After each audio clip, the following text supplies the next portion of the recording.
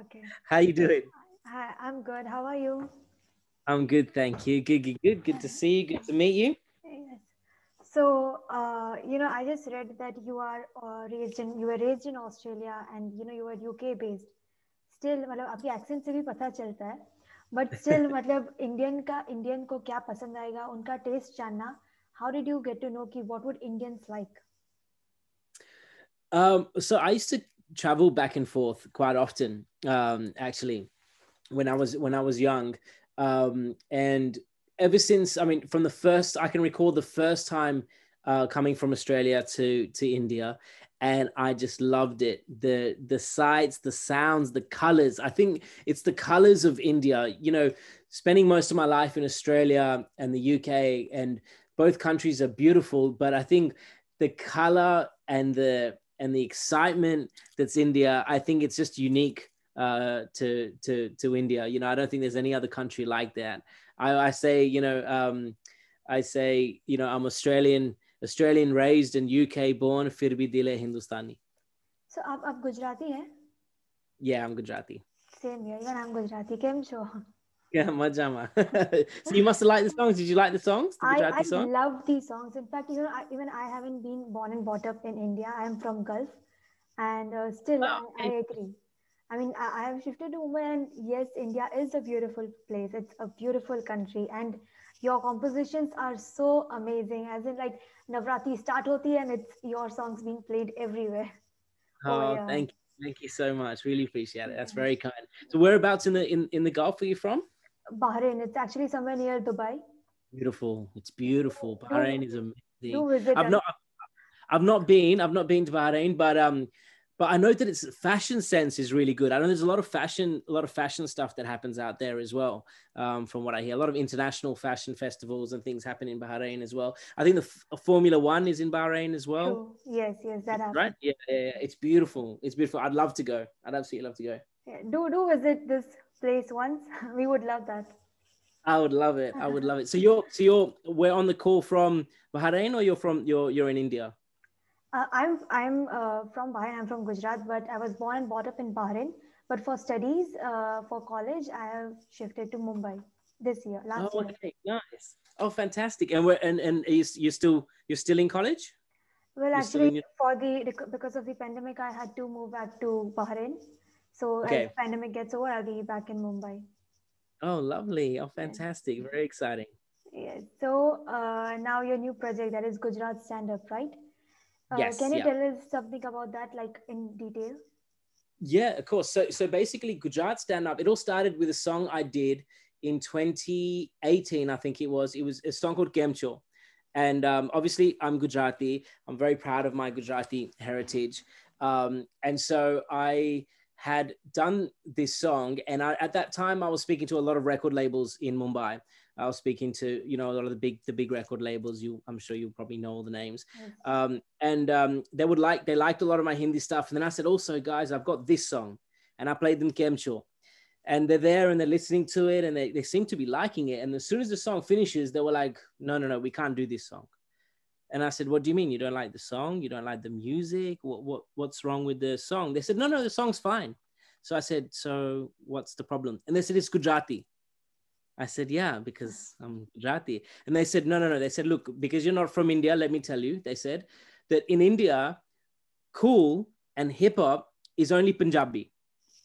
So you look Punjabi, they said to me, you Yes. look Punjabi, you might as well pretend to be Punjabi. In fact, you should start rapping in Punjabi to make that happen. I said, absolutely not. Like, I love Punjabi music as well. A lot of my friends are Punjabi.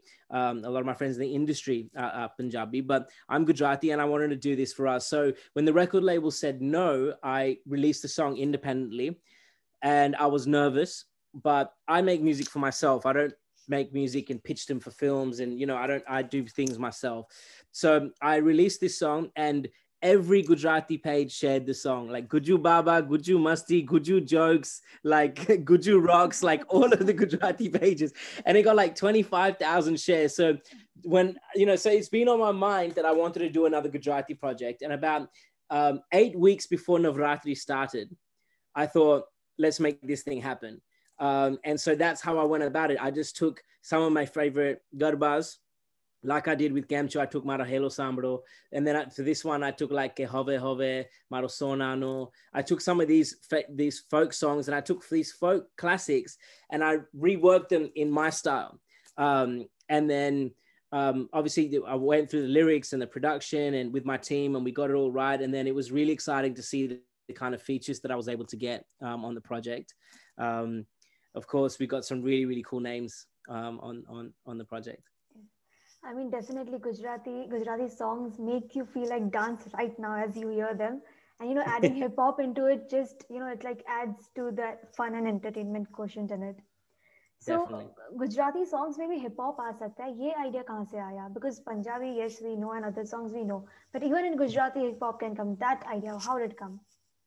Well, I mean, hip hop is what I do. I mean, if you ask me what music have I spent most of my life listening to, obviously being born in the UK and raised in Australia, I've listened to more hip hop than I've listened to any other types of music. But because I'm Gujarati and both my parents are Gujarati, I've grown up also listening to bhajans around the house, garbas around the house, all that kind of stuff. I've been going to Norta and Navratri and celebrating in Australia and UK and everything. And I think the best art that any artist can make is that which is true to them. So I don't try and be something that I'm not, which is why when the labels told me to start rapping in Punjabi, I don't do that because I can barely speak Hindi. So why would I try and speak Punjabi? I don't know how to speak Punjabi at all. So that's basically what I did. So I took my hip hop influences. I took my Gujarati influences, my Indian influences, and I put all of it together. And that's what this is. And hip hop doesn't belong in any language. It's not, it's not English. I mean, there's Latin music, which is amazing. I'm sure you'd have heard Daddy Yankee and Nicky Jam and Rosalia and all the great Latin artists that are out there. There's so many great Punjabi artists as well, Punjabi rappers and stuff. Hip hop doesn't belong to anything. It's a way of expressing yourself. And so I didn't have any problems in switching it into making Gujarati hip hop. And actually I opened for Badshah at the end of last year. At the start of this year, I opened for Badshah in Ahmedabad. That's the biggest show Badshah has ever done. It's 70,000 people, right? And I performed on that show. And the fact that Badshah, obviously having done so many shows all around the world, the fact that he wanted to do his biggest show in Gujarat shows you that Gujarat is ready for this kind of music. So, it's our time. Punjab has made its mark and now this is our time. So Gujarat, stand up. Yes, I mean, definitely we have heard your songs like Achko Machko and all that, you have done before. We have heard it and it was so fun. It was on loop. We kept hearing it. It was really fun for us Gujarati because, it's mixed. But we didn't know like, okay, yeah, kahan se aaya hai, kisne gaya. It was really good to know. And I went and I searched about you on YouTube and it was like, oh my God, I've heard this before, but I didn't know that he did it. So it's so good to have an interview with you finally. Oh, thank you. Thank you so much. How did your Navratri go this year as in pandemic mein? Navratri in London was on lockdown. I just shifted back from Mumbai. I was also living in Mumbai, in Andheri Goregaon area, and I just shifted back. So unfortunately, obviously, there's lockdown rules that were in. So Navratri was virtual. So there was a lot of like Zoom Navratris and stuff like that. I'm sure you've probably been to a few of them as well. So yeah, getting dressed and dancing around. But truthfully, this project, because I've only had 6 weeks, there was none of these 3 songs were there 6 weeks ago, so this whole project was in a very short time. So from writing the songs, coming up with the ideas, and then writing the songs with my lyricist, Kathiawadi King, who wrote the Gujarati song, Char Bangri Wadi Gadi, that I'm sure you would have heard. Yes, definitely. I definitely heard that. So he wrote that song. So me and him got together and wrote it. And then I produced it with Saurabh Lokande, Chef Solo, who does a lot for like Raftar and Pritam and all. And then my amazing mix engineer, Vincent, and mastered in London. And then the video started over here in London. So my Navratri period was full of just getting the songs ready and getting the videos done, I love it. Okay, so how was your experience working with Aishwarya and Divya Kumar? Amazing. Aishwarya Majumdar and Divya Kumar were on Ke Have Have. which is probably my favorite of all three songs. I mean, I love all of them, but I love the way that one turned out. Ashwarya Majumdar she's the queen of Gujarati pop folk. You know, there's no one bigger than her. There's no one better than her. She is the best, you know, the best there is. She's absolutely incredibly professional. There was obviously no pronunciation issues singing in Gujarati. I have pronunciation issues sometimes, but she obviously had none. She's just a quintessential professional. She's phenomenal. Divya Kumar, I know Dasa Mittal and the whole camp. He's managed by TM Music, so I know those guys really well. And I'm a big fan of Divya's from Bhag Milka Bhag. Amazing singer. He's got huge power in his vocals, a really rustic feel, and he has a soft spot for us Gujaratis. So he was a natural fit for that, and he's an absolute professional. So again, I was just on kind of WhatsApp video helping him through the stuff, but he was brilliant. So working with both of them was an awesome experience, and I hope to do it again. And what about your experience with Niti Mohan and Jazz Thami? Amazing. Jazz is like a brother from another mother. Jazz is like family to me. So he's been telling me for ages, like, bro, I want to sing Gujarati. I want to sing a Gujarati song. So when I did this song, I just sent it to him and I said, take a listen and let me know what you think. And he called me up and he was like, bro, I love this track. I love it. I love it. I said, okay, cool. I said, look, you know what? When I wrote it, I thought you would be perfect for it. Would you like to sing it? And he's jumped on it. Jazz has like literally helped me a lot in my career. He literally is like a family to me. And he's got such an amazing, smooth vocal tone. You know, a lot of people don't know, but he's classically, like, he studied Hindustani classical. He's also attended like I think it was the Paul McCartney School of Music in London as well. So he has a lot of actual knowledge. You know, he's a trained vocalist. A lot of singers, a lot of artists aren't trained. I'm not trained, but he's actually a trained vocalist. And so working with him is always a pleasure. And Niti Mohan, I've never met Niti before, but when I was recording Divya for Ke Have Have, Divya was recording the vocals at Audio Garage, and the recordist there, Ame, is a good friend of mine, and he's a legend in Bollywood. He's recorded every artist there is to record. And when he heard the song, I said to him, bro, I think Niti would sound great on this. What do you think? And he said, Niti will sound amazing. And I said, I don't have Niti's number. Can you send me her number? He's like, yeah. So he sent me his number. So I just called up Niti and I said, listen, I'm a huge fan. I've done this song. I'd love for you to hear it. And it's Gujarati. And apart from singing, which you're so goddamn good at, she's just amazing singer. I said, I want you to actually rap in Gujarati as well. And I wrote the rap for her. And she said she'd love to. Lucky for me, she's married to a Gujarati man as well. Her husband's Gujarati. So I think that might have helped a little bit. But she was brilliant. She was a real professional again. She was like one take. She got it like that, you know. But what was exciting was hearing her rap though, because we all know what an amazing singer she is. All her songs with A. Rahman and Giare and Neno Walene and all the songs that she's done, which are amazing. But hearing her rap was super cool. Getting Niti Mohan to rap was exciting. So, you know, like Gujaratis are usually into this business field. And, you know, we don't see much DJs or rappers in Gujarati. So when you decided, like, when did you decide to, you know, choose DJ as your career? And what about parents' support? Like, did you get that support? Ki, haan, okay, you can be DJ. Yeah, it's a really, really, really good question. Really good question. Basically, I went to school in Australia and I went to university and I studied financial accounting, management accounting, and business law. Business. So basically, I'm a normal Guju when it like that. Like I did all that. But while I was studying at university, while all my friends were out partying and going to clubs and all of that, I worked at McDonald's. I was a vegetarian cooking the chicken grill. I worked folding clothes as well. And I used all that money to pay for my studio time. I didn't go out. I just paid for studio time. And I learned everything that I needed to learn to become an artist, going to studios and paying for it. And, you know, then I came over to London. I worked for an investment bank. I worked for a big Swiss investment bank. I worked for a number of different investment banks. I worked for a hedge fund. I was an associate director at an investment bank. And then I took a year gap off to pursue music. And my parents were, you know, they've always, I've always been quite hardworking, I think. Like I like working hard. And so they were very supportive. But, you know, that's my message to all the kids that are out there. And I get, you know, I've given out my number. You know, I speak to my fans directly on my phone, you know.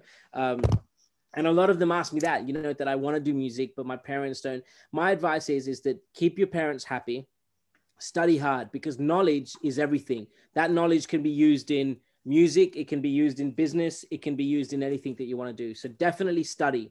Don't just not study. You know, that's the most important thing, study. But then if you have that real passion, you'll be able to study and you'll be able to get your music career going as well at the same time. And the best thing is that you should never be reliant on any record label. You should never be reliant on Bollywood. You should never be reliant on a star. You should be reliant on yourself. So you can always study, get a job, and then fund your own career, fund your own dream, pay for your own music. So that was my advice. And my parents were supportive. They were definitely worried when I started putting lines in my hair and things like that. They got a bit worried. That's why I have that in Ke Have Have. Varma Cheka ne hukna eka kotu tude na dora gari ne bangla mara tasi dikri na tora tara marse ne chora koi rao tisara. That's why I put that in there, because that's a true thing that happens. Like whenever I meet a girl and her parents will look at it and be like, oh my God, he's got lines in his hair and his, you know, look at the way he dresses, look at the friends that look like gundas behind me all the time that I have. And so that's bagdi yor, yeah. London ne bagdi yor sallo. That's what they say. Yeah, so that's it. Well, supporting for music is fine. It's good. We accept that. But you know, making chicken in McDonald's, how did they let you home back? And I was a vegetarian as well. You know, that's what I'm saying. If you want to do something, you got to do it. That's not a job I wanted to do. You know, that was a job that I had to do because what I cared about was being in the studio and paying to get into that studio. You know what I mean? And that's the message, you know, be self-reliant. Don't rely on Bollywood at all. Don't rely on anyone to give you a magic lift up, because it might happen. And if it happens, great.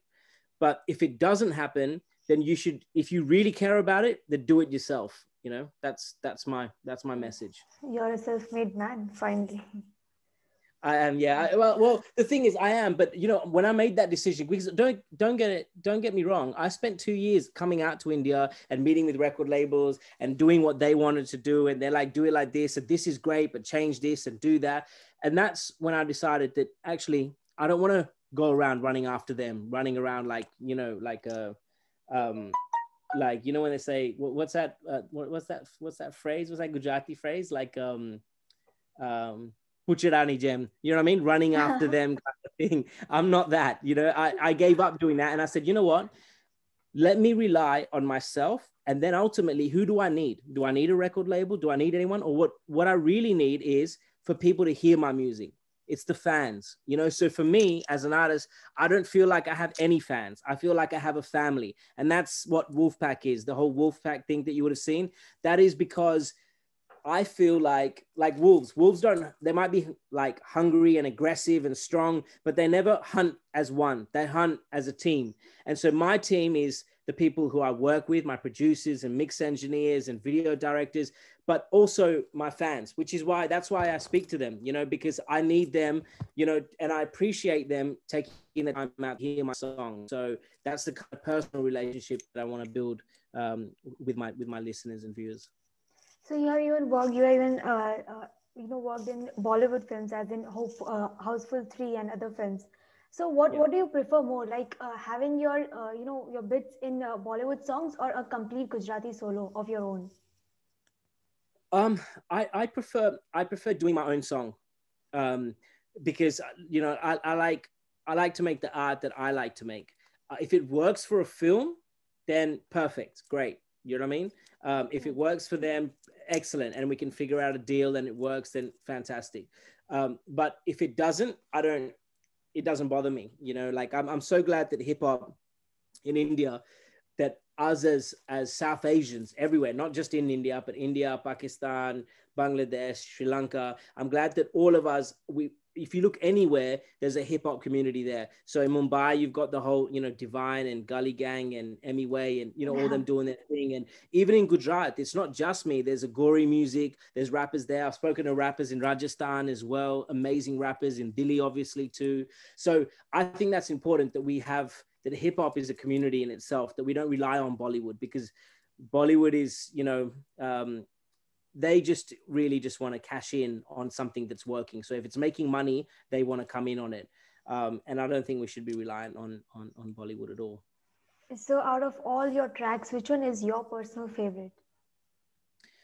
I think my personal favorite, I haven't released as of yet. I think it's a song that I'm releasing in January, actually. That's probably my personal favorite. That's a Hindi song. So most of my stuff that I do is Hindi. Obviously, I'm Gujarati, so I did the Gujarati stuff, which I'm very excited about. Gujarat Stand Up, the EP, which is out now. But the songs that are coming out, I'm also really excited about. But there's one in particular that I'm releasing in January, which I'm very proud of. Will we get to see those Gujarati remix and those too? Yes, you will. So next year, there'll be another Gujarati project, which I'll be putting out as well. So I've got a Hindi project, which I'm dropping now, which is my debut Hindi album. And then next year, around Navratri time, again, there'll be another whole album that will be coming out with some really, really cool features again on it. I'm going to get everyone to sing Gujarati. That's my mission. Yes. So it was really fun having you here. I mean, I have taken interviews, but this was actually fun. Oh, I'm so Yeah. glad. I'm so glad you enjoyed it. Thank you very much for having me on the platform. I really appreciate everything, because otherwise, you know, especially because I know the kind of stuff that I'm doing is not it's not Hindi, it's not mainstream, it's not Punjabi, it's not Bollywood. So I really appreciate you taking the time out and giving me this platform to talk about the Gujarati album. But still, the stuff you give out is something everyone likes. Does not matter if they are Gujarati or not. Punjabi, Gujaratis, everyone love it. And when it's Navratri, it's just you being played over there. Oh, wonderful. Thank you so much. I really appreciate it. So, waiting for your future projects, and all the best for all those. Thank you so much. Thanks for having me. God bless. Take care of yourself. Take I'll care. see you soon. Sure. Bye.